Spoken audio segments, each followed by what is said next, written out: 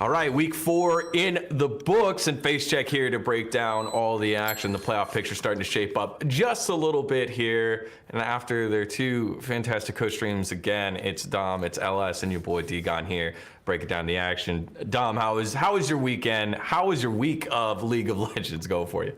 Oh, it was great, man. I just love seeing how people break down under any type of confrontation, man. After this show last week, we actually had a front page Reddit post where you know, like people were talking about like one of the clips where we were calling like Dignitas the cow dolphin, you know, like we're comparing Dig to the cow dolphin. And I went back just to see like the people that were just calling me like dumb for this take or whatever, saying that we didn't know what we were talking about.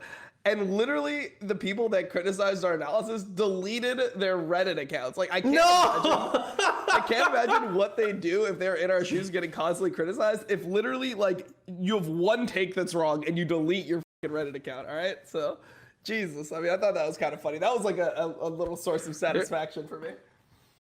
Dude, no, like on the topic of these Redditors, by the way, right? Like last time, we mentioned one of them by name, right? Mm-hmm. And they seem to think it's really strange that like we can remember their name. But like, of course we can remember your name. You're the only people that actually feel compelled to write in every damn thread. Reddit is not actually that big, man. Yeah, of course. When you're in every single thread and your flair is the same way, or you have some insane take, we're going to click the profile and see, wait a minute, where have we seen you before? Like, oh, man, this is not that uncommon. Yeah. Oh, my God. It's the same people that, like, get really... So there's, like, a group of people that are really hyped up by, like, Reddit karma, right? And the way it kind of works is you're one of the first ones on the thread and you have, like, a pretty, like, neutral take most of the time. And you're like, you know, TSM loses and you have some take about TSM being like, oh, wow, TSM have the same problems that they've always had, like, something like that. You're normally going to get upvoted. There's people that, like, farm that karma that get to the top a lot of the time, but like a lot of those people also use that like Reddit karma to be like, okay, yeah, like I got some people that agree with me. Then they just start dropping their insane takes out of nowhere, and it's like, okay, man, like now I fucking recognize you. There's one guy named Gagged and Drooling who's like a hardcore TSM. His name is Gagged and Drooling. He's one of the guys that said that he argued with me about the Rakan. He was like, yeah, Dom is just like, is so fucking dumb. He thinks Rakan blind pick is really bad. And then it just got like absolutely destroyed at Worlds. But like, you know, he kind of left that to the side. He's had so many insane takes about me. Like this guy just fucking hates me because he's hardcore TSM stan. But I see so many insane takes from him. Like when I got unbanned, people like he literally had the take that he didn't think. He's like, honestly, I don't think that Dom's viewership will increase at all from having to live view to co-stream. He's like, yeah, I think it will just be the same. I think the reason why he had 4K viewers has nothing to do with the fact that he can not show the game and everyone else can. Like he just got like outcompeted by like everyone else, you know? Like people just realize that he's actually just dog shit at co-streaming. Like that was his real take. His real take was that my viewership would actually stay the same from live viewing to co-streaming. It's so crazy, man. It's so crazy. It's fucking Gagged and Drooling. Jesus Christ. It's funny because like a lot of what I got this week was like, oh my God, I love the Skarner breakdown. I loved everything that you did. Please do it more. And you guys are in there. You guys have to deal with the cesspool that is, you know, the hate that you get just for any take that you have, for even existing. It's kind of crazy. The fucking feed is showing the secret. Okay, never mind. It's gone. All right.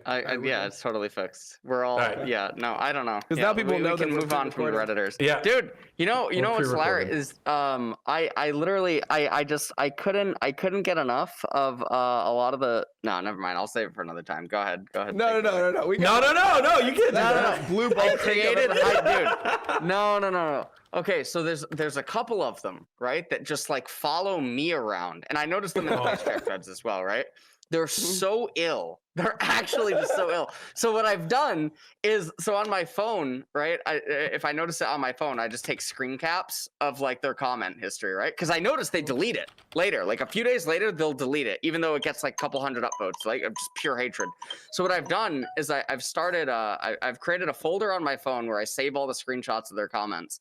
And then I have a fucking thread. I made a Discord server. Okay, just so that I can keep pasting. You're next level with this, man. I don't know if this is a good look, dude. I'm gonna be honest. Oh no. This is a fucking YouTube video one day. Like... Okay, man.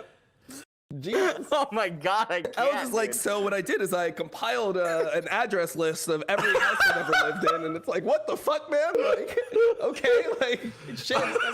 I don't agree with them either, but okay. All right, well, we kick things off with the TSM Reddit fan, and I think that means we're going to dive into a little bit of TSM news coming from an old conversation that you may have heard of, the import rule, and coming from the head of TSM, Reggie. Wanted to kick off a conversation, and not kick off, I guess recap a conversation that he had about Worst the apology import of all rule. time, by the way. He apologized to Vulcan. He made a Medium post, my thoughts on the LCS, where he apologized. The very first thing he did, I want to say I went overboard with my comments towards Vulcan. Since then, I've reached out to him personally and apologized. We had a good conversation. He made it clear that it wasn't taken personally. So, like, all right, you know, he said he did it. That's fine. And he has a long post. So after we get past the drama part, he has a long post on details why we've heard that the ownership have had issues with the LCS. This is the first time we're hearing it from the ownership group, like, relatively directly. You know, before it was kind of like one of the reporters just kind of being like, look at all these clips I have of people saying that they don't like it. And this is Reggie answering that. He uses world championship results 3 times in the quarterfinals, once in the semifinals over the last 5 years. He uses the player base. The player base is where there's 70 million players in the Chinese player base over bronze ranked. Around 3,000 in LCK, around 3,000 in LEC, and only, 3 million in LCK, 3 million in LEC, and only 1 million in NA. So he said player bases are smaller. He said ping that they practice on for these regions are like 6 times the amount for China. Korea has 5 to 15 ping, NA has 60 ping, and then EU somewhere around 20 to 25 ping. So it creates different muscle memory for players that practice here. And then he says, closes it off by saying, we believe that increasing global competitive strength is more important than indexing solely on local representation for the growth and longevity of the LCS. So I think he made some talking points here with the ping, with the player base, and that he wants to open it up, not just solely focus on NA talent growth. When we brought this up, Dom, you had thoughts on this. What are your thoughts when Andy kind of goes out of his way and write these nuances there? Well, like, the only thing I actually agree with is the ping for pro players. I think that everything else, like, I feel like everyone's abiding by the same rules, right? Like, if LEC has you know, they have triple our player base or whatever, but then they also have very, very few imports. They have like 1 import in the entire league, or like 2 imports in the entire league. I think it's just Hear It, maybe somebody else that I forgot about, but like they relatively use 0 imports. If we're getting top quality imports, right? Yeah, I guess is Armud actually considered an import? He's Turkish. Yeah, he's Turkish. I know he's Turkish. I don't know if that. Okay, maybe he's considered an import too. Okay, so they have like technically 2 imports, I guess. Yeah. I don't know. I feel like we don't deserve some type of random privilege just because we have worse results, or if like we don't care enough. Like we're in a country where just the United States, like independent of Canada and Mexico, just the United States is like 350 million people, 400 million people. If as a region we don't actually care that much about League of Legends, and like our kids don't like that type of game, why do we deserve to have better results for our region than is indicated by like our actual player base? Like I feel like that's just, it doesn't make sense to me. Like if the other regions care more starting at the base level, why do we suddenly like deserve to be matching their results? Like I just don't feel like it's fair. LS, any thoughts on this or on that specific point? No, I mean, the import thing is it's pretty deep to dive into. The population argument I also think is pretty weird, because I think if you look at other different games, whether it be esport or physical or whatnot, I think you'd see the argument for that doesn't totally make a lot of sense. But also the China thing, when you think about how many different players they have, their scouting grounds had 4,000 handpicked master, grandmaster, challenger players, right? 4,000? Yeah, they had 4,000. I don't think we have 4,000 people above master. I really don't think so. I think we probably have like 2,000 master players on our entire server. So The thing that's so weird about it though is that the Chinese population, one of the arguments that ends up being had is that obviously the environments are more rigorous because the players have basically when they enter into a rank, they're at a higher level, right? And so it causes this the solo queue environment to be more difficult, and so you get higher level players that end up being birthed out of the region despite sharing the same identical tier as someone from another region. The thing about the Chinese servers that gets left out though is that like from server like 6 down or something, basically they're not regarded very highly. Like if you're a challenger on server 8 or server 9 or server 7 or something, and you go to Ionia or you go to the Korean server, you only end up somewhere in like mid-low diamond, even though you're challenger on server 8 or server 9 or something like that, right? Because of the way that it's populated, but where all the best players end up residing is Ionia and Super Server and Server 2. I don't know if it has a name. So like that's not brought up in the post.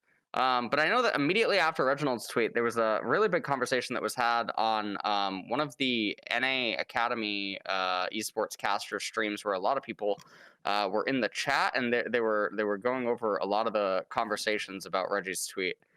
I don't know how to really to go into it, so I think we'll just leave it there. Yeah. At least not in a concise way. Yeah. Right. And that's fine. We've got a lot of topics to hit. We've hit import rules so much last week. A lot of other people have hit the import rule, and it is a very complex conversation that I think will be an ongoing one, especially when Riot decides to step in and address it. Whether it's, hey, look at pro leagues like the MLS for soccer, they have put in a very specific incentives for homegrown players and a cap on what players can come in, both a financial cap and a limitation for how many players you can bring in, or just following other regions' takes. But I think it's a complex thing with a lot of money on the line, and when Reggie, as one of the owners and pioneers of the LCS speaks, I think it's always going to reverberate both for and against. So I mean, I still wanted to talk about one last point here, which is I mean, are we I think the other thing that is being lost is have we actually maxed out our results given the resources that we have? Do we actually need to go to import and stuff like that? Is it just we simply just don't have good enough players? We can't form a team that can make a deep run at Worlds with what our talent is, or is the talent mismanaged? And I'm more of the on the side where I just don't feel like we've made great use of the imports that we've had in our region and great use of the practice regimens and all the money that we have. I don't think that it's been accurately distributed to things that are giving us the best success. So having to go back to oh shit, we just need more imports, it feels like almost a lazy approach where we're not going to even fix the core problem.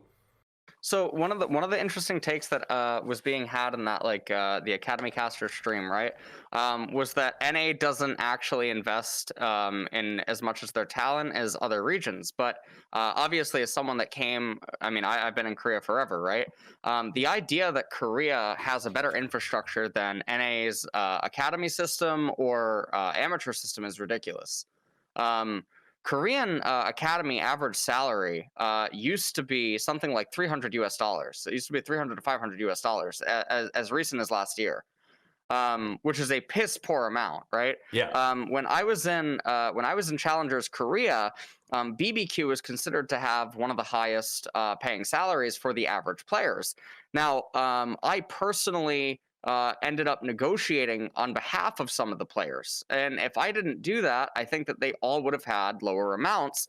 I think one of the players had sub $500, and it was because I didn't I wasn't involved with salary. Actually, damn, that's crazy. So no, but the thing is that other teams either had similar or less salaries, right? And this was just basically the norm. T1, Gen G, these are outlier orgs, in the Korean ecosphere.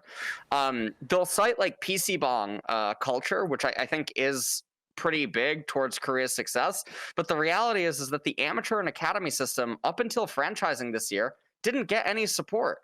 And then there was the idea that like people like Owner or Zeus and like other players like Carria, etc., right? That they're in the system as like trainees with like proper coaching staffs and all those things for years. No, they're not. They're straight out of solo queue. They're literally just straight out of solo queue. Bertle, straight out of solo queue. Right now, T1, I'm pretty sure this is public. If not, Joe's gonna yell at me, whatever.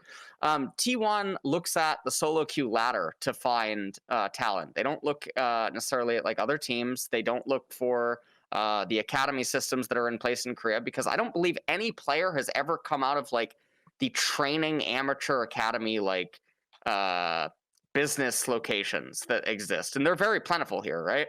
But I don't think any player has ever made the leap into pro from one of those things, because it's just ineptocracies for the most part, like that are running rampant.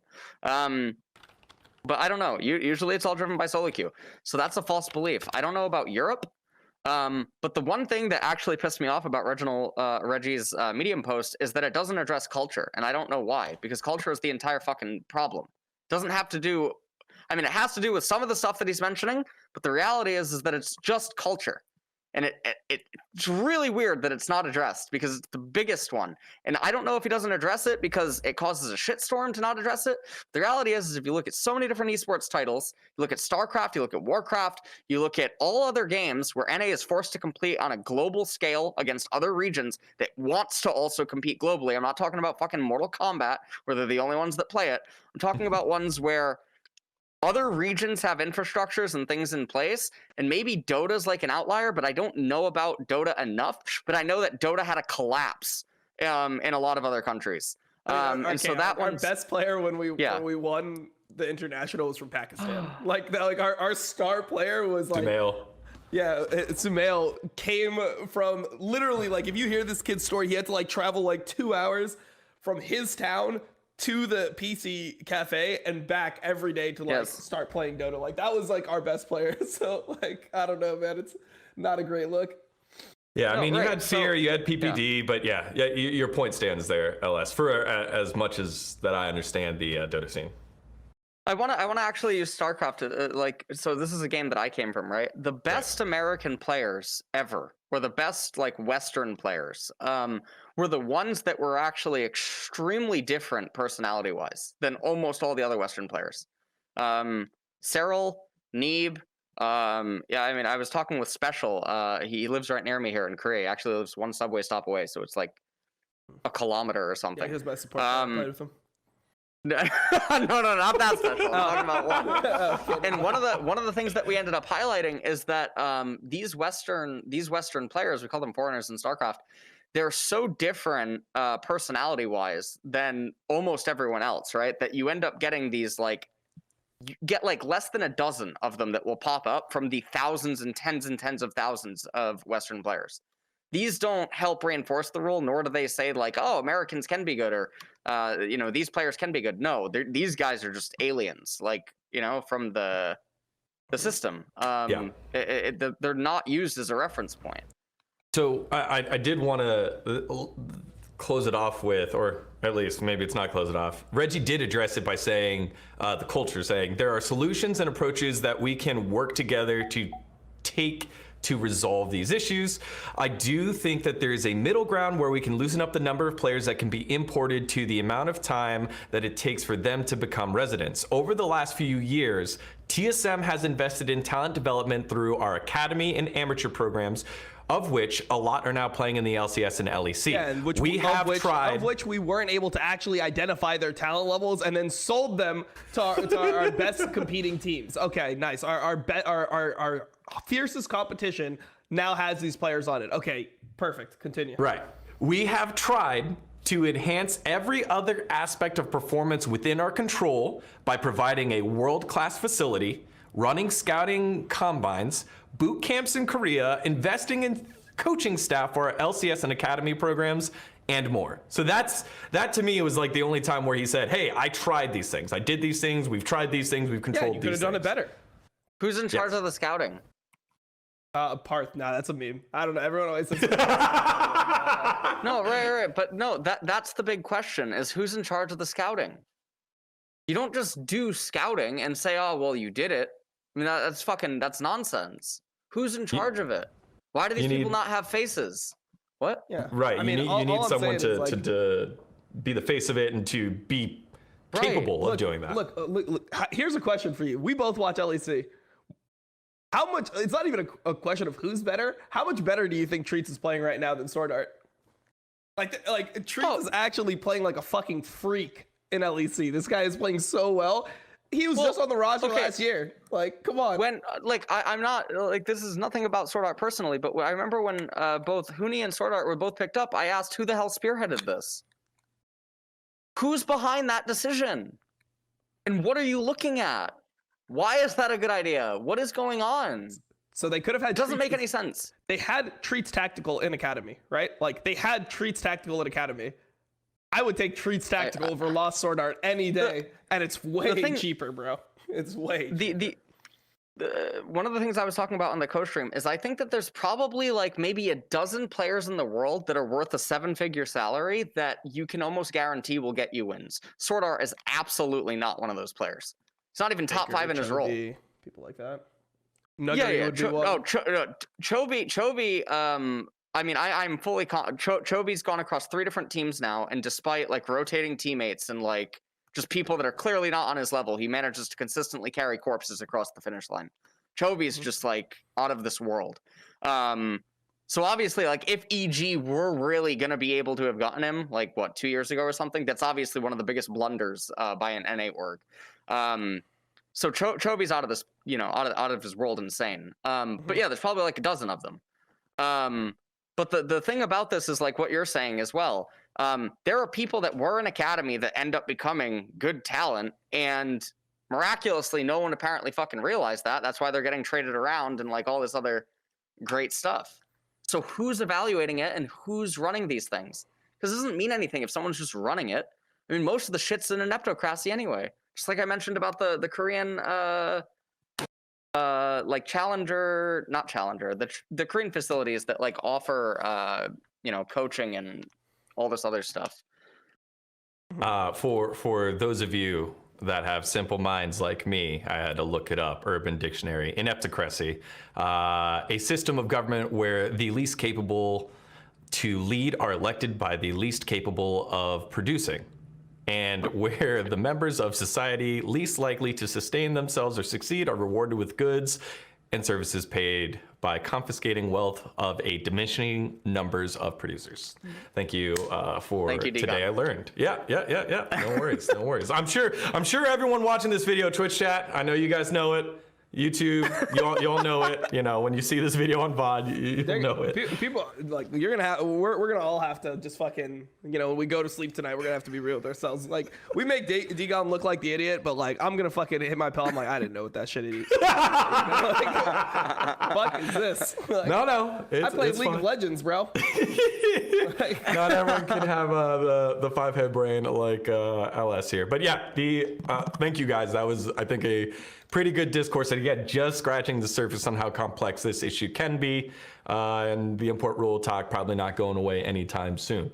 All right, before we dive into the matches, there's one more thing that popped up this week, this time on the broadcast, and I know Dom tweeted about it. I'm sure you have thoughts about it as well, LS. It was the jungle tier list that flew up for the broadcast. Markz, Primal, and High all had their jungle tier list there. They got number 1 right with Blabber up top, and then after that, it kind of flipped around. Svenskeren was not in the top 3. Spica was much higher there for Primal. I think Closer down there at 8th for Markz was something that was the talking point. Dom, I'll let you go first here. Thoughts on this jungle power list here for our analyst of NA?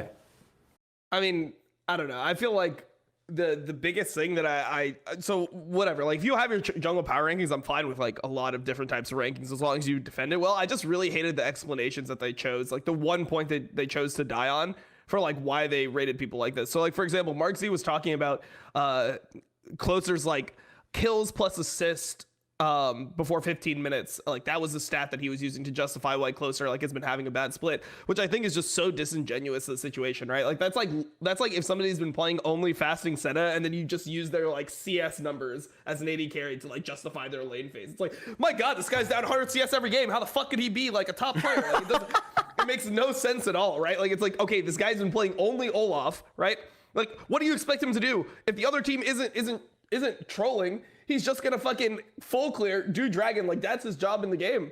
Like he can't actually like get kills and assists like all over the place by you know, playing Olaf if he's not set up for them. Like sure, like you've had Blabber pop off. You've seen games where Olaf has gotten kills, but that's just not like core to the champion. That's not how you go into the game. You're like, my God, I'm gonna gank the shit out of the enemy when I'm playing Olaf. Like that's not how you fucking predict the, like you're not gonna play the game towards those conditions. If they pop up, great. But I feel like just in general, like it's disingenuous to how the players have actually played in like the champion pool. So I mean, I think rating Closer as 8th, if you're gonna put Xerxes at 6th, that's criminal. Like it's really criminal. I mean, for me, like I did my top 4. I mean, I think Blabber, Santorin, and Closer are the best junglers in the league. I mean, Spica's been looking better. Like 4th and 5th would be a toss up between Spica and Dardoch for me. Svenskeren would be at 6th. Jose would be at probably 7th. And then 8, 9, 10 would be Xerxes, Iconic Broxa. That's probably what I would do. So, yeah. I don't know. I just feel like it's just not it, because like I just feel like these people don't evaluate pro junglers like through the lens of what a pro jungler is. Like they're not like thinking about the game like, okay, if I was a pro jungler right now and I was given this champ, like how would I play? Like, what's the right way to play? It feels like very, I don't know. It feels very foreign or something to me. The closest one to do that would be High, as he did spend time playing jungle and has played, you know, has been one of the most. Yeah, I think he has the best players. list by far. He has the best list by far. I think the only person that I think is like kind of out of place there is Svenskeren. I think outside of that, like I think it's fine. Like Jose Dioto, Xerxes, Iconic Brox, I think those are perfect. I would switch like Closer and Svenskeren and move Santorin up 1, and then that would probably be my list. So yeah, I agree. Highs looks by far the most reasonable. Mm-hmm. And funny enough, you were speaking about, you tweeted about the Closer being rated 8th, specifically in the Dignitas game, where it's like, yep, Closer's 8th. You know, what can he do? The bot lane is just feeding their ass off, and that's Closer's fault, right? And well, you could see the relief on their face. Look at his game, dude. He's playing Olaf, right? He starts a good dragon. His team like runs into the bot bush versus Dignitas, kills themselves. He loses dragon. Suddenly he's down 2 kills to Hecarim, and like his game is ruined because his bot lane trolled. Like unless you have some information where Closer's the one being like, go into the bot bush, go in the bot bush. Like unless he is fucking saying that to his team, there's no way you can blame Closer for these things that are happening in the game. Like he's starting the dragon. If you start a dragon, you're investing time into a dragon, you're investing your HP into a dragon, and then you don't end up getting it and the jungler gets killed. It's a fucking tragedy as Olaf. Yeah. LS, you had thoughts as well? I mean, I think that what Dom said about how you actually look at like evaluating a jungler is probably it's probably a very foreign thing to do, right? I think this is also why like in the LEC, Inspired is not as appreciated as he should be right now, even though I think he's the best. He's the best, yeah. He's literally he's legit Z tier. Like like Inspired is just, I mean, he's right now he's like Reckless is to AD carry, but for jungle. But I think if you just watch Inspired play, sometimes it's not as impressive as someone that just face rolls, right? I think that a lot of the stuff that's so impressive with how he ends up playing is actually a lot more subtle. That it just has to do with basic things like really refined pathing or like really refined juggling of patience and like super minor things and the decisions that he makes based on the alternative choices that he could have made. Which one does he end up choosing? But then you have to be able to identify those alternatives and then ask if like the line that he took was actually most optimal. And I think that makes things convoluted. But yeah, that's we got to do power rankings back here. Sometime. So power rankings next week. Yeah, jungle power rankings next week. We should probably do. Oh, Jesus. Should we do 2? We could do jungle because jungle and something else because jungle already came out for them, and then we'll release one at a time after that. Yeah, sure. Why not? All right, there it is. Y'all, power rankings next week. You'll get 2 and then 1 at a time. And I like the point that you made there, Dom, where it's like, hey, as long as you're consistent with how you view it, it at least makes it defendable. But, you know, if you don't do that, then it makes it kind of hard to defend how you're looking at things. So we'll see how they do with their power rankings moving forward. And hopefully, I hope that they keep the same analysts. So, like, keep Markz, keep Primal, keep High, so that it's relatively consistent. I think I would like to see Crumbs up there somewhere, so that I would like to see Emily Rand's. To me, I think Emily Rand is the one that, like, the analyst that seems the smartest about the game that they have. Like, I think that most of the stuff she says, like, is really on point. So I would actually like to see Emily Rand's tier list on jungle. All right, there you go, Emily Rand, LCS, make it happen. All right. So with that, we got a lot of the non-match stuff out of the way. Let's take a look at the first match that we're diving into. And that was the battle for second, one of the battles for second place with Dignitas and 100 Thieves don't on even Saturday. say it. Oh, these teams are battling for second in NA.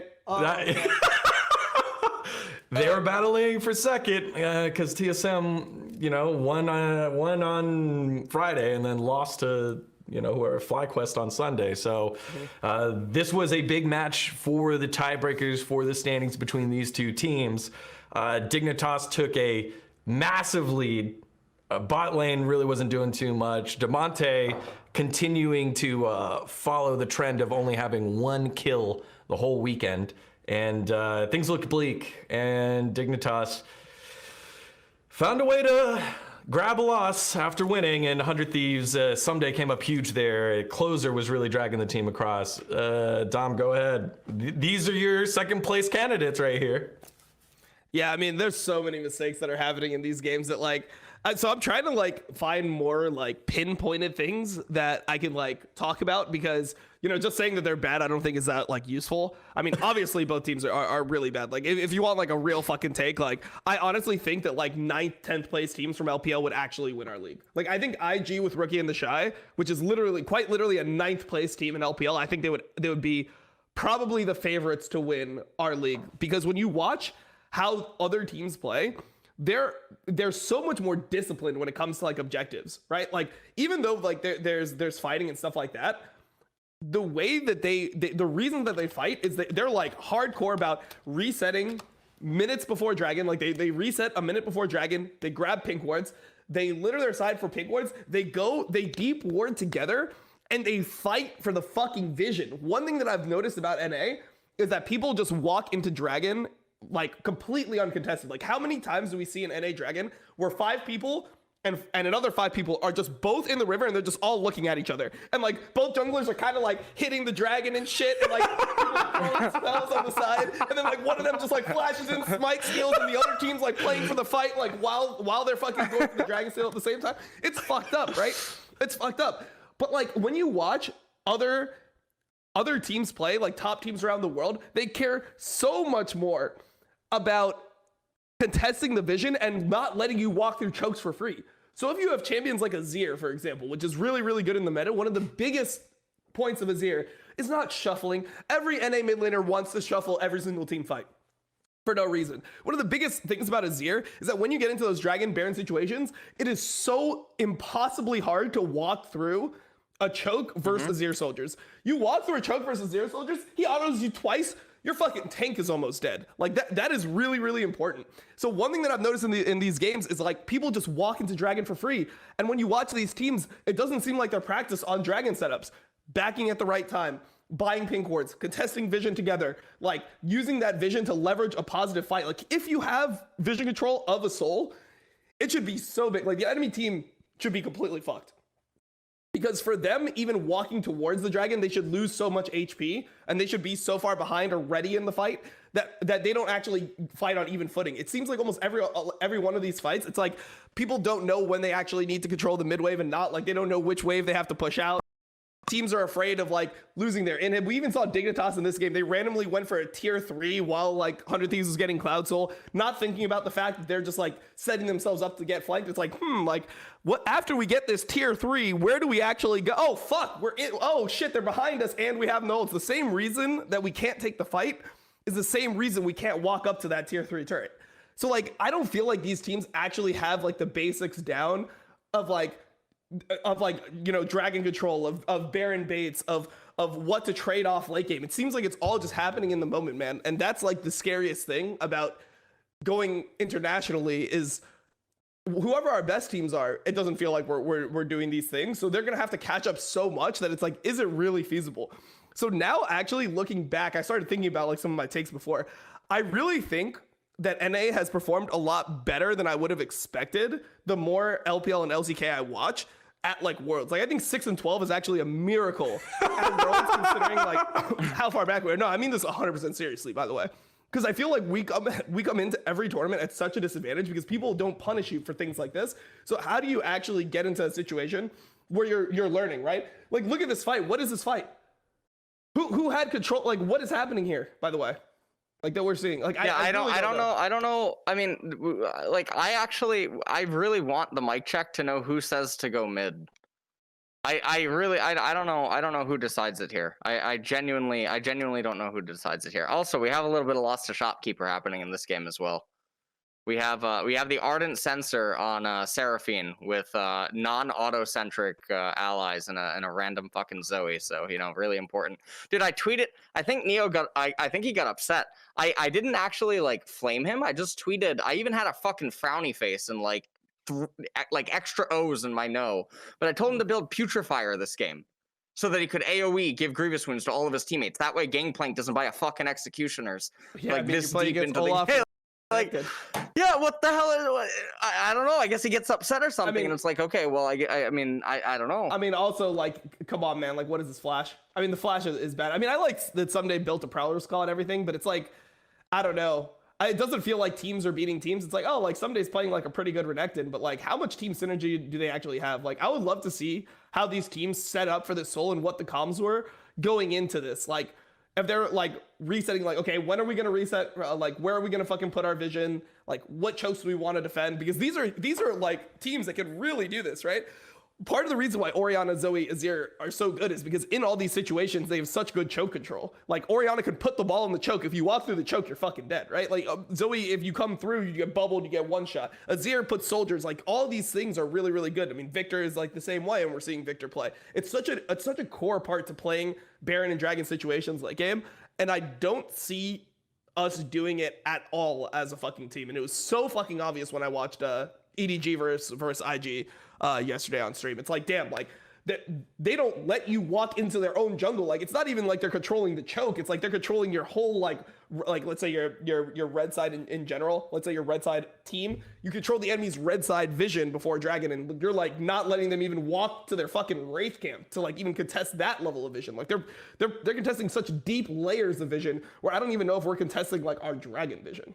Yeah, it reminds me of season 4 Mata, where vision was so key. That was the first year I think they took away buying as many wards as you wanted to, and making League way more an information game, and controlling that was super important. It feels like we've gotten away from that. And something you did, Dom, while explaining what these fights were like, kind of maybe shapes a little bit of how viewership sees it, and the highlights of the clips of like the Azir, right? You were saying, hey, look, they're dancing back and forth. The way that it's casted and the way that the story is told of like, hey, they're looking for the Azir shuffle. They're looking for the big play around that, rather than just setting up your soldiers, doing the boring thing and like just tearing them up when they walk through. That creates then the clip that everyone's going to remember. So then you're going for the highlight play rather than just control of the choke point, right? So it's almost like, hey, it gets built on top of each other. So people are saying, hey, why didn't you Shurima shuffle there? Everyone's looking for that, rather than just being like, just put your soldiers down and just chunk them out if they try to walk through. Like, so I think it also kind of like goes back to like a cultural thing, or like, you know, a gaming culture thing of the LCS of NA trying to make the highlight play rather than make the securing play of just holding the choke, right? So kind of like an overall look at how we do control over those neutral objectives. Yeah, definitely. Man, so this game came down to that. We saw the play there that was, I guess, letting 100 Thieves get 2 soul point, I think was one thing. But then that call there was just kind of confusing because they split it up and they're like, yeah, you know what, we can't contest. We're out of wards maybe. Afro stayed a little bit later, so maybe it was Afro call, maybe it was a Dardoch call. But at that point, that's when they just lost all control of everything and just got choked on. I mean, Cloud Soul is not the, like, obviously Cloud Soul is good on the enemy champions, but it's not going to win you the game here. So, like, I understand the idea to give Cloud Soul, but the same reason that they give Cloud Soul is because they don't actually think they can take a fight, right? Like, I think they had ults down and shit. They couldn't take a fight in that situation. So their mentality is like, hey, we can't contest Cloud Soul, we need to get something back for it though. But it's happening too in the moment. Like, these types of plays, like, if you can't contest Cloud Soul, you should be knowing that beforehand and getting something done on the other side of the map. Even like small wins, like taking the whole enemy's jungle camp, getting deep red side vision there, like their blue side here, so getting red side vision so they can have an easier Baron bait, taking away all the enemy's Baron vision and starting to trap there so the enemy has to walk in and they have to face check. Like, there's so many things you can actually do that are small wins, but it feels like those aren't like calls, like we don't call for vision, we don't call for setups, call for like trapping, call for like ward deletion and stuff like that. It seems like it's more just like about like Baron, Dragon, inhib, like it's just like all the big objectives are the only things we care about here. I like that point there, and that kind of leads into my next topic here. A team that has benefited from so many close games this whole season. 100 Thieves have won so many games that they were losing until they won. They did that twice this week. CLG was smashing them. They ended up winning the game with less kills than CLG. Same thing with Dignitas here. Dignitas with a lot of pressure. They were ahead until that fumble over there at Dragon. And then 100 Thieves getting smacked by the best team in the league, Cloud9, just kind of like, yeah, they were completely outclassed there. How long is it going to take for 100 Thieves to like pull it together and finally get punished for I guess losing until they win? Like they're the beneficiary of NA not knowing how to close things out. The realistic answer is that it actually doesn't matter. So there's a clip I want to show on stream of just like what an LPL team fight looks like. This is one from yesterday, and I think that this is like a good comparison tool for like how one of these like Dragon team fights should actually look on a top level. So we can get into that. But to answer your question, I think that it's really just like dependent on, who is who is gonna like punish them. Like, it doesn't matter if they end up getting like 3rd or 4th in our league. Like, these types of things they're gonna get punished eventually. Like, it's just not good league. Like, this is actually just crazy. Like, this is an LPL team fight, which is just like, I don't know, man. When you see like the mechanics going on here, like, I don't know what our advantage is over these teams, because I legitimately think that the one thing that I hate about one of the narratives that I see people go for is they talk about other regions and they'll be like, oh, like, like LPL is just all fucking like, it's all just a bloodbath and no macro. Like, no, LPL macro is significantly better than North American macro and LEC macro right now. Like, their mid-tier teams have better macro than some of our top-tier teams, right? So like, when you talk to players that have actually went international, it's never like EU comes in and they're already like, G2 is already competing with the top teams. It's that every Western team gets absolutely dumpstered by the Asian teams at all these events, and they have to play massive catch up. So it's about trying to like limit this amount of fucking this amount of catch up, like when you go international. Like, I don't know, man. Like, I feel like there's just there's narratives that people hold on to that like might have been true in like 2015, like, oh, like LPL is just all brain dead. It's like, no, man. This macro is better than LEC and LCS. Maybe LCK macro can be like could be better than LPL. I don't watch enough LCK to know, but I can tell you for a fact that like the setups and stuff are way more intelligent in these other regions.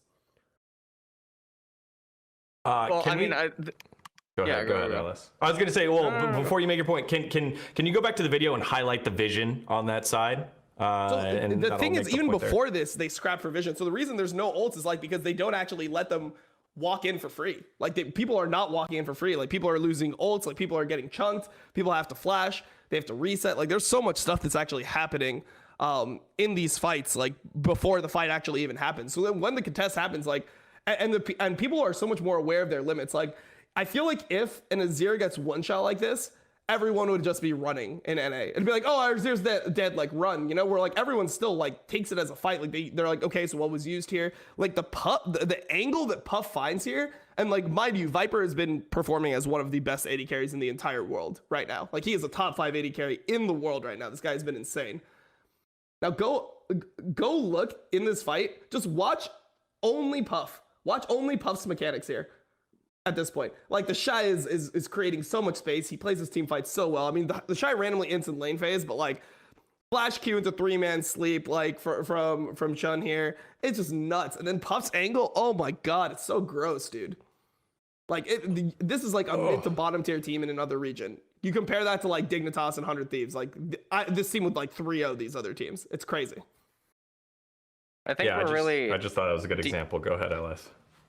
I mean, we're really desensitized to how much different the LPL and Korean teams are compared to NA and EU, because like what you said, NA and EU, they arrive at the international competitions and we never really get to hear the truth about like scrims. And then people they'll gossip about what actually happens in scrims. But I remember this past Worlds, one of the things Nemesis would talk a lot about is that, well, every team was getting dumpstered in the scrims. And that the Korean and Chinese teams on stage were significantly worse than how they are in scrims.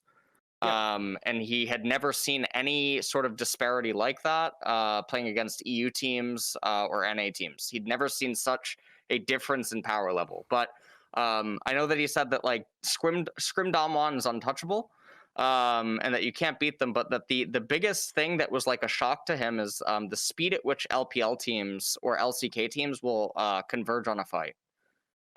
There's no hesitation, so you don't have any time to think.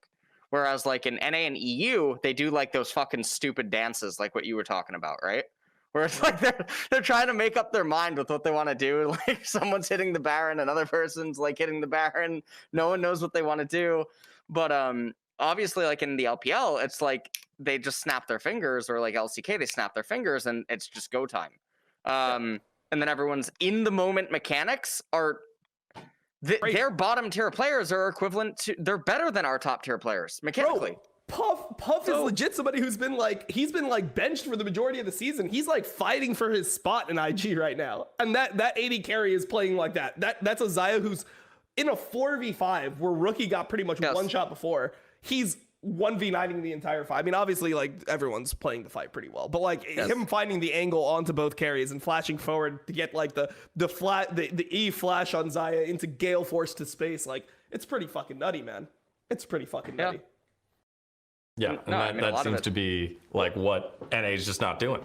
But what I would say is like the other part of it is that like even when Western players come back and they tell their stories, people don't really understand like that they were getting beat so hard in scrims because the other teams were better. They kind of view it as like, oh, it's like an NA confidence loss or something like that. Like when Doublelift came back, he's like, yeah, we lost like 90% of our scrims. We lost 90 to 100% of our scrims after like the first week to all these teams. And people are like, oh, well, they must have just lost confidence and started playing bad. No, like the other teams were just actually that much better.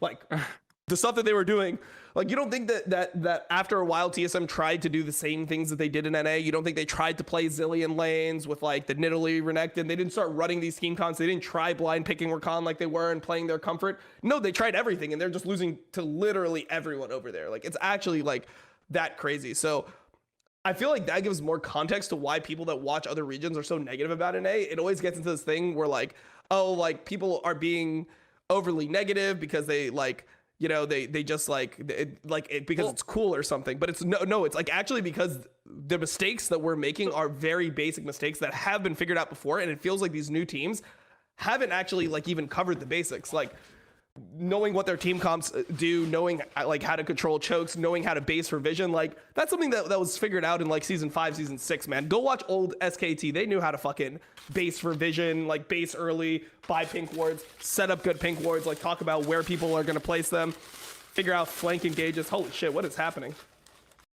What is that noise? Oh, my bad. Sorry, that's me. Sorry.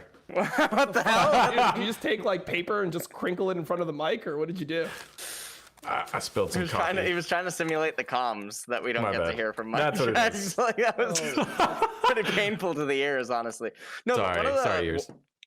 on the topic of oh god, nope, never mind. I just lost my train of thought. GG. Okay.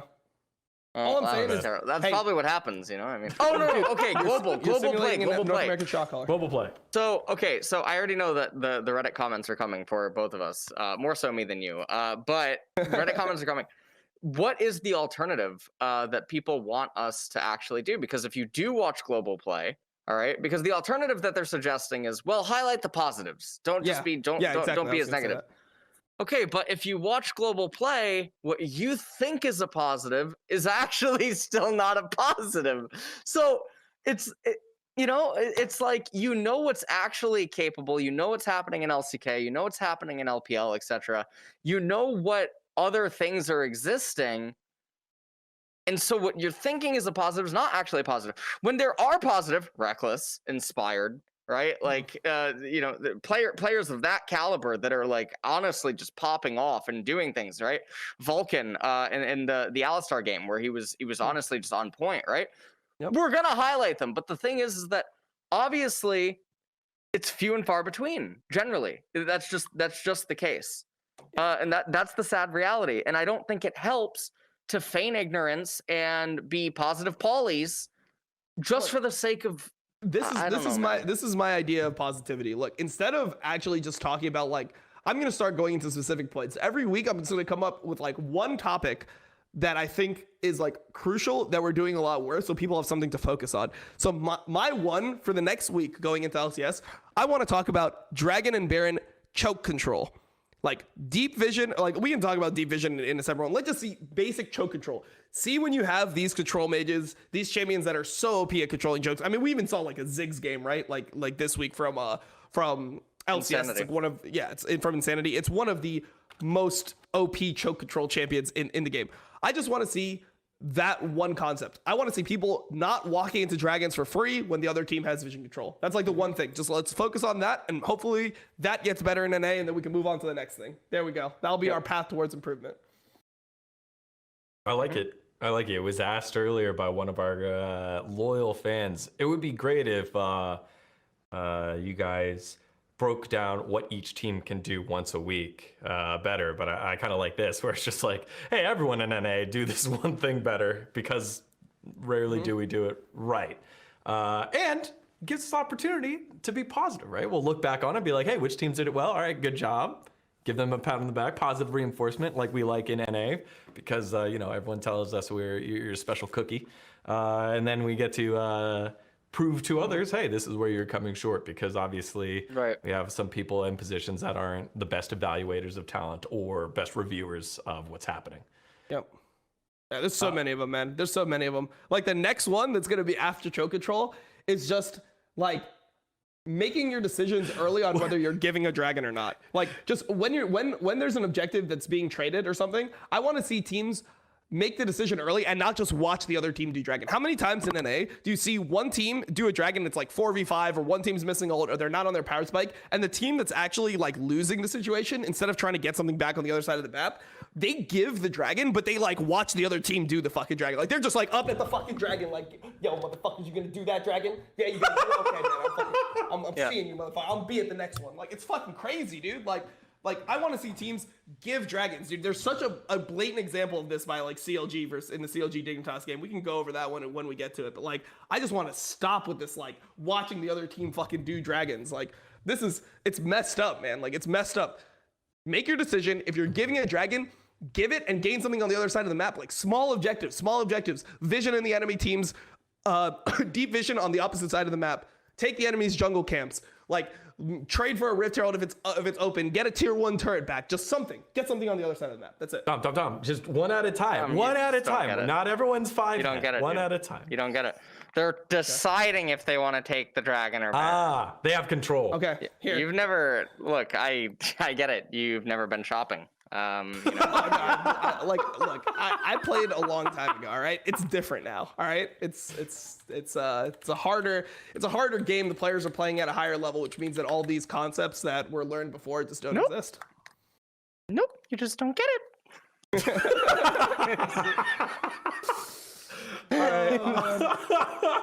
On the flip side, of 100 Thieves, kind of just letting the other team decide if 100 Thieves is going to win or not, and a lot of them are pretty nice.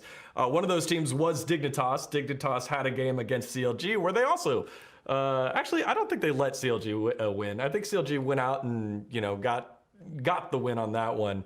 But Dignitas going 1-2 this week, losing the crucial tiebreaker for that second place slot against 100 Thieves, and then dropping this one to CLG. So quick thoughts on this game here, and then the CLG one? Yeah. Oh, I didn't know we were going into it so early. Okay, you can start, LS. No, dude, no. Honestly, it's all yours. The privilege, take it away. So let's just start with like the overall like CLG decision making in this game. Well, I mean, both the decision making was terrible, and this is a game that actually perfectly highlights why Dig is a bad team. Like when they're winning, they don't actually like keep control well. They don't know what they're fighting over. I mean, they end up losing the game in typical NA fashion. A straight up 5v5 mid. It's some of the worst mechanics you'll ever see in a team fight. Like we just saw the LPL team fight. Now, there's a couple of things we can look to. I'm gonna just bring up different things. Actually, Joe, can I get access to the parsec? Because I can just go through the VOD. Okay, all right. Let's just get access to the parsec, and I'll just take you guys through it so I can do it real time. Yeah, while Dom is pulling that one up, this is for our CLG fan that popped up in the chat, also in the comments in our YouTube video, Eric, who said, hey, I'm a CLG fan through and through, and we've got a bunch of CLG to the moon diamond handers here. Joe, while you're getting that set up, also flip on and show the CLG celebration graphic. This is how CLG fans were feeling this week. There it is. Oh yeah, give me the medal, take the win, pop the champagne, kiss your lover. 10th place, baby. 1-0, undefeated in the last one game. Yeah, that's right. Tied for last as well. No, they're tied. That's the thing. Like, NA is so good that there's not even a 10th place team. Somehow, it's tied for 9th. So, LS just left, huh? Jesus. Yeah, LS. I'm trying to connect to the parsec. For some reason, it's not working. Oh, maybe the wrong one. Okay, I just requested. All right. And while we're getting this locked in again, I had to take a. Ooh. Yeah, there it is. Oh, look at this image. Yeah, man. Wow. CLG fans living large after last week, where we asked where our CLG fans are, and now they're 1-0. They're on a 1-game winning streak. That's right. They got Pope back again Pope's been benched. What, like the 3 times so far since he's come back to CLG and been one of their best performers. But he's back, and he got themselves another win. All right, here it goes, man. Oh shit. Let's see. Dig versus CLG. All right, let's get into this, man. There's so many different things to look at. We'll just look at. I want to start from like what we just talked about, like deciding when to give up dragons. I think it's so important. Fight the right one. Week 4. Okay, boom. I have to give you the mouse. All right, I'll let Joe get the mouse. No problem. Joe killing it with the production, and of course, yeah, Joe's doing. This is impromptu, so we gotta. All right, we're good. Okay, so let's go to like 17 minutes. I mean, there's obviously like individual like micro mistakes and things like that, but if we go to like even this dragon right here, like we do this thing constantly where we just watch the enemy team do dragon, right? So like this is a dragon where CLG actually is in a pretty good spot in this game. The reasoning for this is because CLG right now, and I'm on the stream, right? Okay, we've got complete control. Okay, good. So CLG in this game is behind, right? But they got the first dragon, which is super big. Like getting the first dragon is a huge like a huge thing because it gives you the ability to stall. They scale really well. Victor, Tristana, I mean, I don't necessarily think that they like, I mean, they probably actually do outscale. They're into Nidalee, Renekton. I think Kled will have a lot of value with Rel later on. But like, whatever, regardless of the scaling, like, you know you're going to give this dragon. So why are we all just sitting here at this dragon when look at like the top side of the map? Gromp is up, Wolves are up, you can get top side vision. You have top tier 1 is up, like, you can send someone else top and you can actually split the map and get something done on this side. And what you see really good teams do is before they know they're going to split the map, the like cheeky play to get an advantage is that you actually like take your bot side jungle before you go and you split the map. So if they could like take this Gromp or whatever with somebody, if they could sneak this while the enemy team's doing Dragon, if they have good enough vision, which they do, that'd be great. But you can win out on the other side and like come back. But instead, we do this. Okay, all 5 people are coming to this Dragon that they can't contest, right? Like this is not a contestable Dragon. The Italy is 4-0, like has a stopwatch. I mean, they're so insanely far ahead. Like, why are we all here? What are we doing here? I don't think CLG actually thinks that it's not contestable. You know what I mean? Have you ever heard the NA players that just say like that they can make a play or like someone's we could win it. Yeah, they can win it. I mean, you're just so detached from reality. Like if you played against a top team internationally several times over, you would know that these variables always result in like you losing 99% of the time. Oh, I mean, you're down 4K gold. Into it. Yeah, you're down 4K never gold. into it. And the enemy Right. has the enemy already has vision control, right? And people don't play their vision control, right? But the enemy team already has vision control. And one of the reasons why Nidalee is also popular in like LPL is because it's another champion that can chunk you when you walk through these chokes. So if you have vision control like this, if CLG tries to like walk into river, they should be eating spears. They should be getting chunked by Azir soldiers. And then instead, like look at the macro. Like we could have sent somebody top earlier, try to push this turret down, or at least what you can do is you can force a TP, right? Maybe you don't get the turret, but by sending somebody top, the enemy team collapses, they do Dragon, then they have to TP someone top, you win a TP out of it. Like it's getting these small advantages back. Instead, the Tristana and the Gromp and the Kled 2-man Gromp, right? So it doesn't make any sense. All right, so let's go to the next Drake. So this is the next Drake. It's gonna be like 5 minutes in the future. This is like where they fight again. Let's go back a little bit more. Okay, perfect. So here's the next Drake. Drake 3 is able to be given up if you're behind. In a game like this, like you might as well try to bide your time and keep on scaling. Like you don't actually have control here. So, you know, you can give up this Drake. And especially, like, I'll tell you the moment where they should definitely give up the Drake. Like, okay, this is fine, like, whatever. Maybe they still think they can fight. Okay, Smoothie walks up. They try to go for this combo onto Kai'Sa. It doesn't work out. Kai'Sa ulties, flashes back. Dig end up winning the fight. Now they have man advantage. You have, like, no ults besides for Tristana ult, and, like, Kled has his ult coming back up. At this point, you definitely give. But watch what CLG does. CLG just does this thing again where we just watch the enemy team do the Drake. Like, look at this. What do you mean? They had good seats. They had good seats. But look, okay, so we're getting hit by Max. What the fuck's wrong? Okay, we're getting hit by max range spears as an AD carry without any CC to follow up. When you have vision of the guy, kind of illegal. We'll let it pass. We'll let it slide. But like, this is just asking for failure. You know, like Dignitas actually clears out the vision. Now they're trying to all walk through this choke. They're trying to walk through this choke. 4v5, no Victor ult. Rel doesn't have ult. Olaf doesn't have ult. Not a champion without ult. Like, they're trying to walk in through this choke into 2 carries that have flash. Like, it's crazy, man. It's crazy. So here we go. Just don't get it. Oh, okay. Now you got 3-man comboed.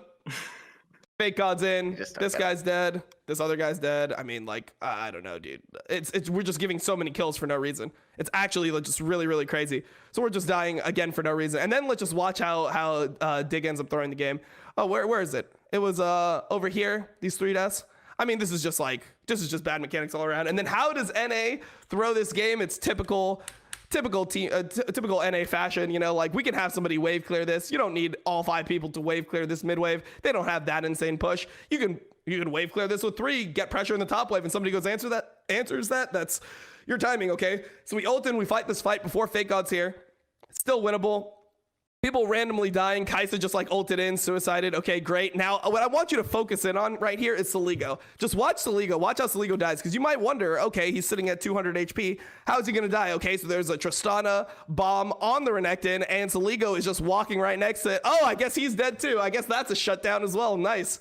And now everyone's fucking dead. Dardoch tries to go in. Good. I'll give Smoothie credit there. Good play to like cancel the Nidalee pounce with his dismount, whatever.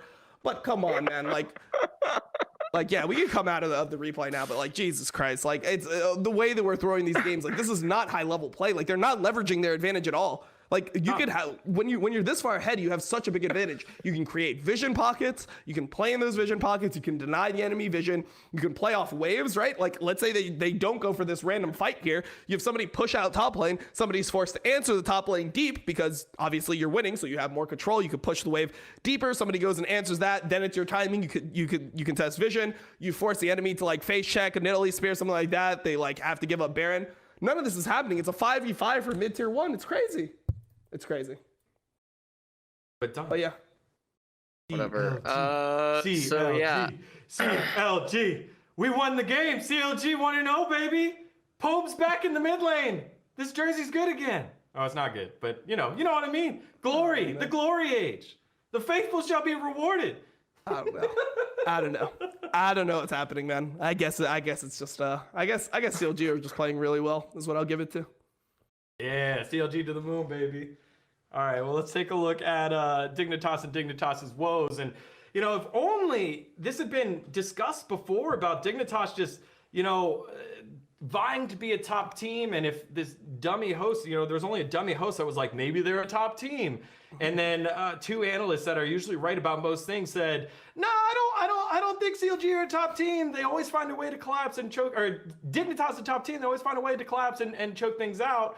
If only that happened before. Oh wait, it did literally last week, where both of you guys, to my question, is Dignitas a top team? Both of you guys were like, nah. No, they're a cow trying to swim. They always find a way to drop it. Dignitas can't fix their problems fast enough, can they, Dom?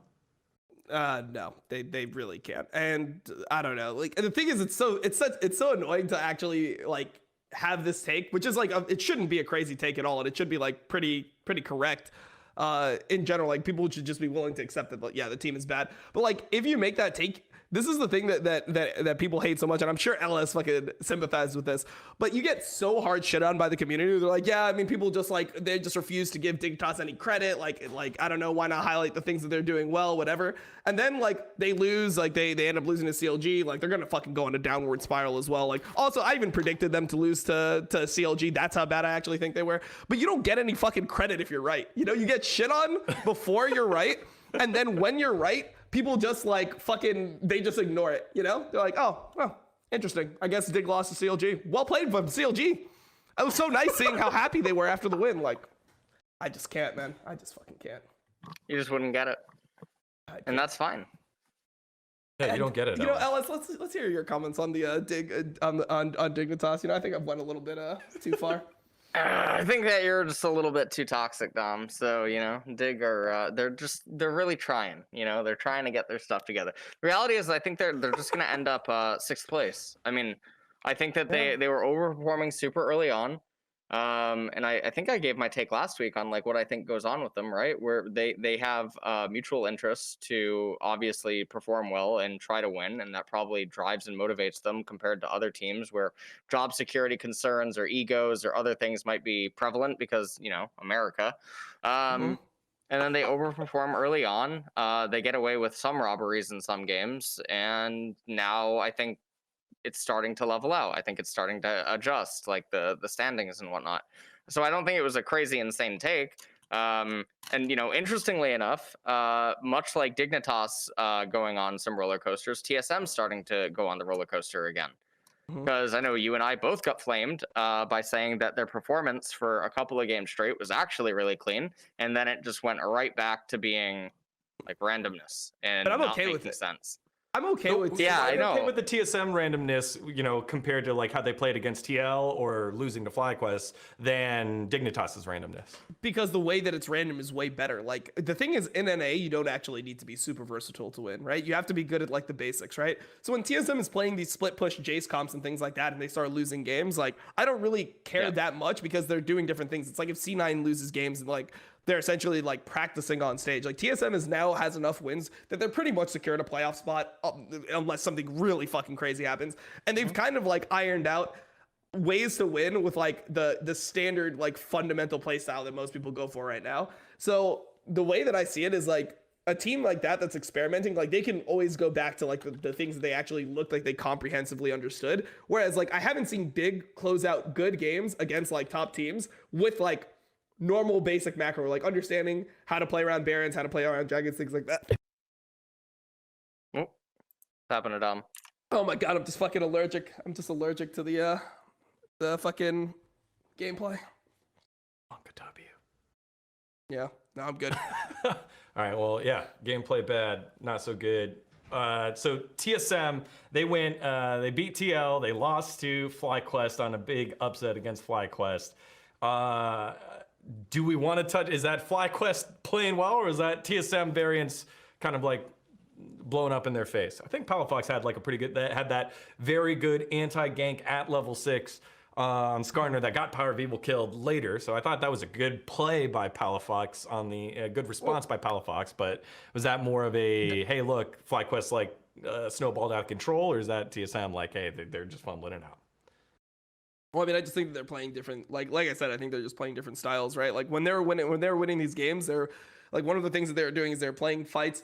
They're playing comps that were better in fights, and they're like having Huni just like TP to fights at good times, season flanks, things like that, and they were able to like take good fights with him being able to commit on them. The way that they have to win this game versus FlyQuest is through the J split versus Gnar, and they're not as practiced. You know, like you see top teams around the world are able to actually execute this, where you use the Jace's pressure. You don't necessarily like one-on-one beat down the enemy top laner and like take the fucking turn in front of them like you used to. Like the macro now is more about getting pressure in that wave and then moving first. And you move first to the fight. You kind of bait them into like some type of like situation where like the enemy is forced to TP, and then you go back in the side lane and now you're playing versus a TP-less champion. You'd like do the same play over again. Like that's normally the macro decision that we see, but it's harder to execute than when you're playing a straight up like team fight comp where you just actually get to the fight first and that's just your win. You go to the fight first and then you just win the fight.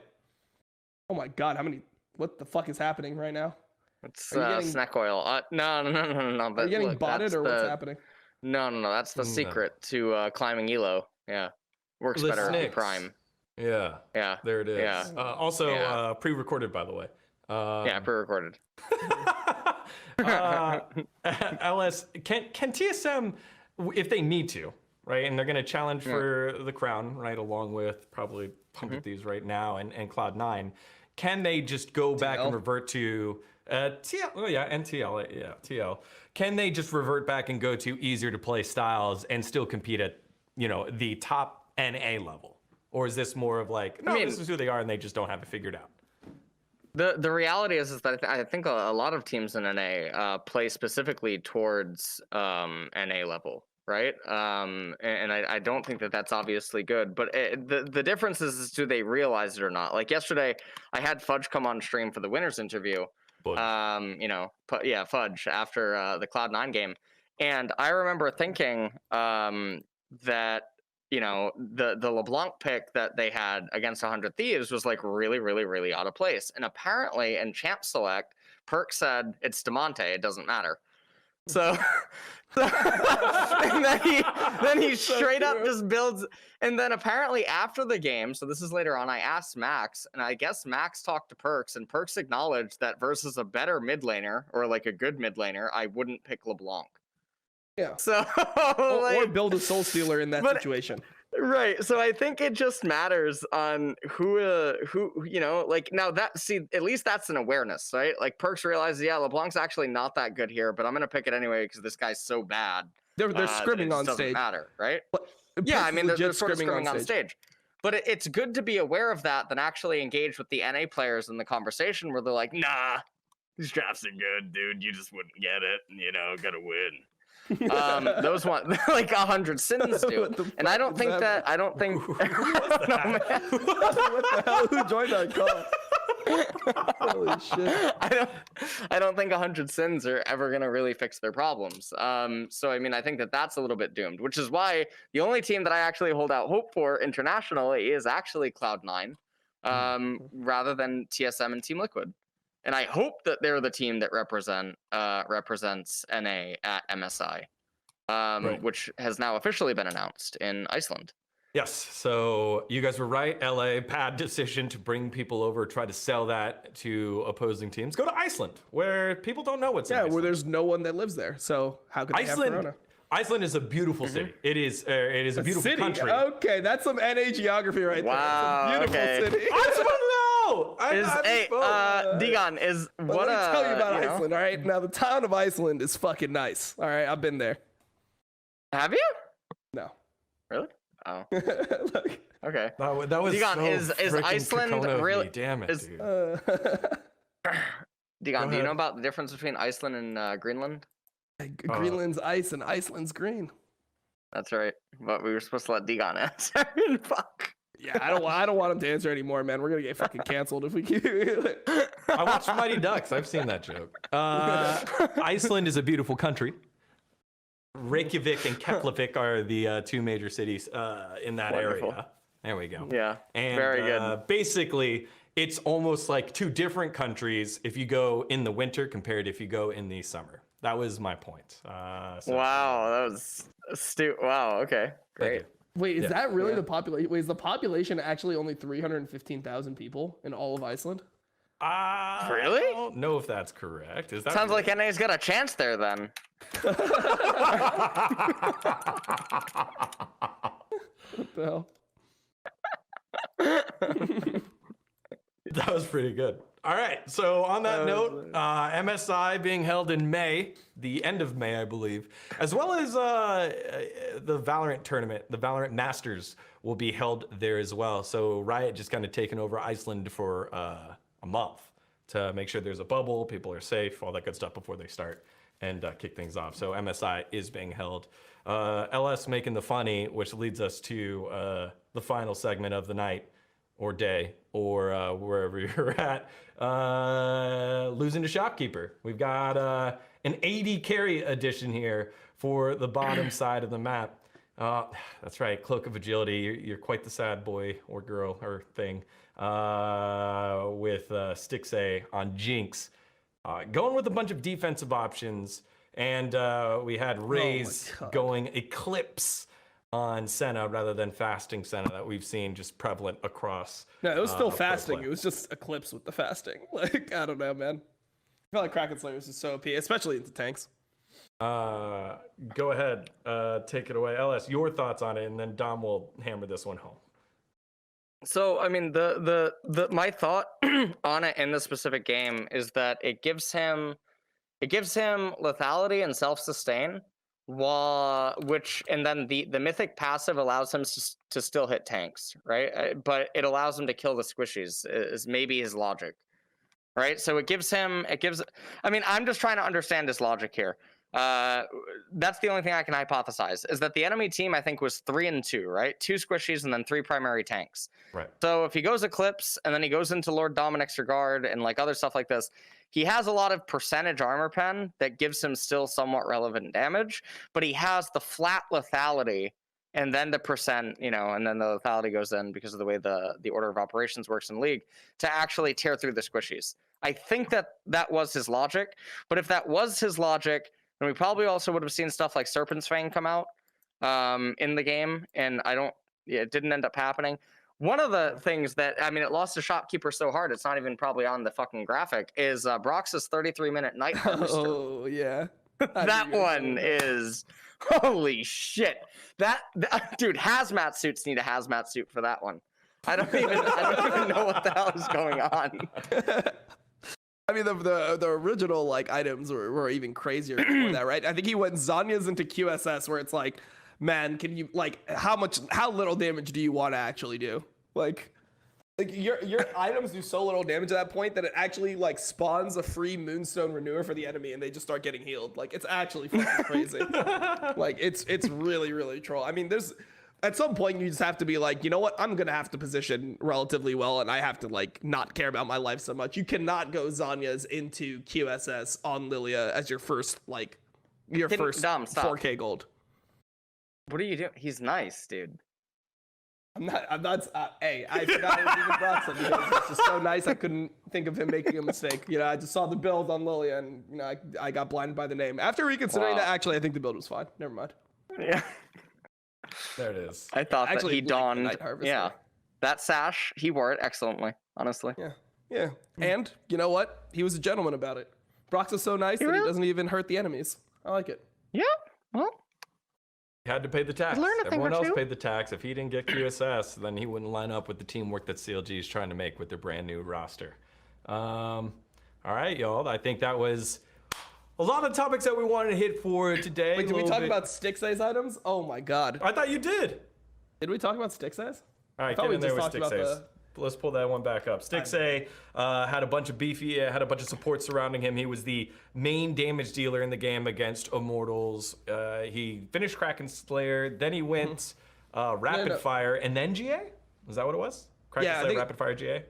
Something And like then that. went Lord Dominic's, like no IE in there, no anything else. Well, in I mean, there I but just great. feel like at that point, like, what does a GA do? I don't understand GA on 80 carries in a lot of situations where people build it, because how many times, if you're playing like a front to back team comp that's centered around Jinx being like the only source of damage, how often does Jinx actually like get one shot, but she respawns and Comes then out of you're able res to win and- the fight?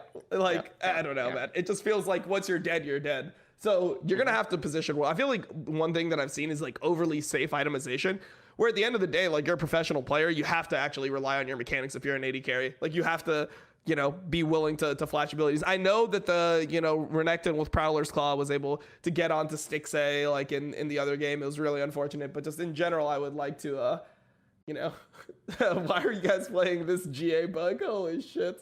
That's an 80 carry using GA. Okay, actually, never mind. I stand corrected. Maybe on Samira, this interaction is really good. Maybe there is a timer GA, actually. Helps you. Holy fuck. The GA bug. But just imagine if his ulti didn't go through, how useless the GA would have been even in that situation. So, I mean, I feel like there's times for it. There's obviously times where, like, you have other damage sources where you don't actually need to care. But if you have a bunch of supports around you, like, man up, go IE, go Lord Doms, and, like, kill some people. Do you think that maybe it's a metaphor? What? That they You know? need a guardian Well, angel? Stixxay went from he went from CLG, he died, went to Golden Guardians, came back, he's still fucking dead. Nothing can save that. I have Holy no idea, shit. man. God Maybe damn it. that's why I built the GA. He's actually just trying to speak to us. Yeah. Beautiful. Jesus. Nah, right. man.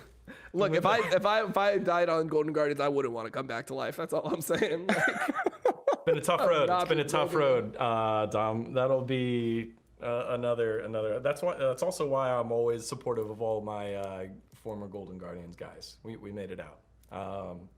And so with that, let's wrap things up here. Final thoughts on this past week of action, week 4. So only 2 weeks left. We'll keep in touch with Dom's points of covering choke points for the LCS teams this week. We'll come back with the jungler tier list and what is our secondary list that we want to do for next week. let's do mid lane. Let's do jungle mid. All right, yeah. Jesus. jungle mid. Spicy. That's a spicy one. Fuck, we didn't even talk about Demonte's mages. Oh, man, yeah. It's fine. Yeah, it's We'll still throw going to that be in the relevant next week too. Yeah, we'll do LS, thoughts on this week before we close it off? I mean, this week was something. Also, by the way, I just want to highlight that was it the last day of LCS? Yeah. Yeah, it was the last day, right? That they had the 3 top teams, first, second, and third, and then oh man, Was then that they the had day the where bottom you- teams. Was that the day Was where that you actually had yesterday to or was leave? it 2 days ago? Yeah, I think it was yesterday. But I mean, didn't they have somebody Oh my in there that was God. supposed to be good? But what was that the day you had to leave? Wasn't there one day where you only were able to do 3 out of the 5 games? Well, I was supposed to only do 3 out of the 5, but I stayed the whole way. Ah, Yeah, it was yesterday. It was yesterday. Right? Damn. Yeah, it was you yesterday. were just that motivated over the CLG. I was just that day? motivated, yeah. Yeah. Oh no, wait, it wasn't yesterday. It was Saturday. It was Saturday. I think it was Saturday that you're talking about, Wait. right? It was TSM. No, it was TSM CLG. Was it? 9 Golden Guardian. It must be Saturday, right? Was it Dignitas, Saturday? 100 Thieves, Cloud9, Evil Geniuses, Team Liquid, FlyQuest. Then there was TSM CLG randomly in there, and then Golden Guardians Immortals. I think that was the day you're talking about. You mean like? Oh main schedule, right. Yeah. All right. Google schedule's off. GG. Okay. All right. Wonderful. Man, I had a lot of like pent up anger about LCS this week. I don't know what happened. You're a very angry person. Yeah, You're oh, very- no, Jesus Yeah, Christ. just in case you didn't know, go to Reddit. They might be able to tell you and help you out with that. yeah, actually, Yeah, they're I gonna don't know, document your man. life story.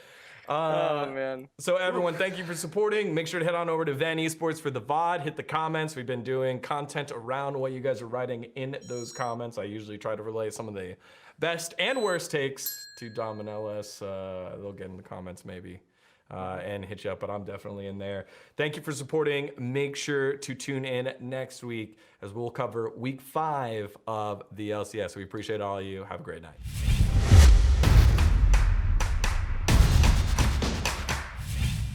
Well, that's the end of that video. You want more though, right? Thought so. Good thing YouTube makes it so easy to watch more VENN Esports simply by clicking the subscribe button, dinging the bell, and exploring all the other good stuff we have to offer. Got some good things. Yeah. I remember that one. Yeah, this was the one that we did that one time, and it was like so great. It was so good. I learned a lot. You should click on it. It's this one.